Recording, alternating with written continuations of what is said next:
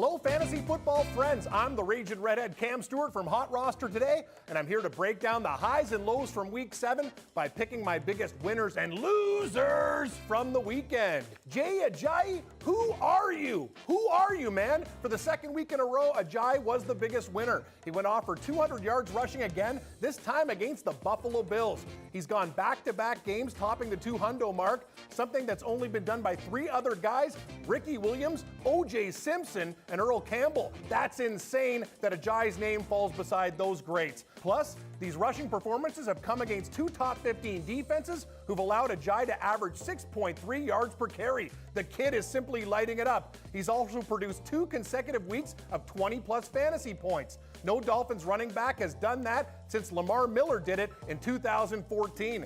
Hopefully for once in their lives, the Dolphins will figure it out and ride the hot hand and use Ajayi. This kid doesn't seem like he's going anywhere. Speaking of people who don't look like themselves, who is this Melvin Gordon guy? Gordon didn't score a single touchdown last season, and now he has 10 through 7 games this season, including 3 this past Sunday. I mean, okay. He hasn't been that great running the ball. On Sunday, he only totaled 68 yards rushing, but who cares? He's doing so much damage as a pass-catching back, too.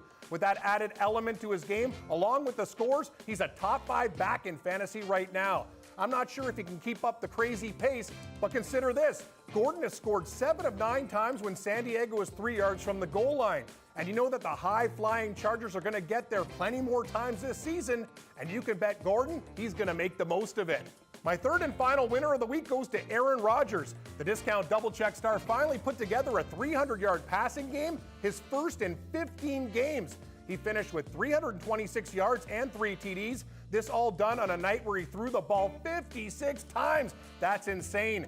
He also set a franchise record with 39 completions. And moving forward, Rodgers might get back to becoming an elite fantasy quarterback. We might have just witnessed the real Aaron Rodgers in 2016. With the winners, always comes losers. And if Aaron Rodgers won this week, Jordy Nelson lost, along with other wide receiver ones, Alshon Jeffrey, Amari Cooper, and Allen Robinson.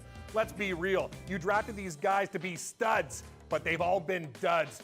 Nelson just doesn't seem like the same guy since his ACL tear. He's over the hill at 30, and his owner should be worried about it. Alshon Jeffrey is another guy you probably drafted high, and he's been awful. Jeffrey only nabbed 3 of 11 targets on Thursday night, and now Matt Barkley might be the guy tossing him the rock. Meanwhile, Amari Cooper has been much better this season, but he only has 1 score to his name. Sure, the yardage is there, the kid can be a stud, but he needs to find the end zone to be a true number 1. And Allen Robinson, what did I tell you? This was your week to do it, and you put up a donut against the Raiders. Boo! You can't be serious. A-Rob now has 4 fantasy points in his last 2 games. It's definitely time to panic, folks. On that note, maybe the biggest reason for Allen Robinson's disappointing year has to be quarterback Blake Bortles. In an A-plus matchup against the Raiders, Blake managed to once again throw more picks than touchdowns. Sure, he's been facing a lot of pressure, but one of those interceptions happened to be when he tossed the ball into triple coverage. Just horrible. And most of his yards came during garbage time, what else is new, where he was checking down to Marquise Lee. I'm done with this guy. If you have him on your fantasy roster, or if you're the Jacksonville Jaguars, it might be time to find another quarterback. This guy is not getting it done. Last but not least, I have to point out a couple of AFC West tight ends that should have been monsters on Sunday. The Chargers' Hunter Henry and the Chiefs' Travis Kelce. First, Hunter Henry, there's no denying that the rookie has been outstanding this season, and he currently sits 6th among tight ends in fantasy.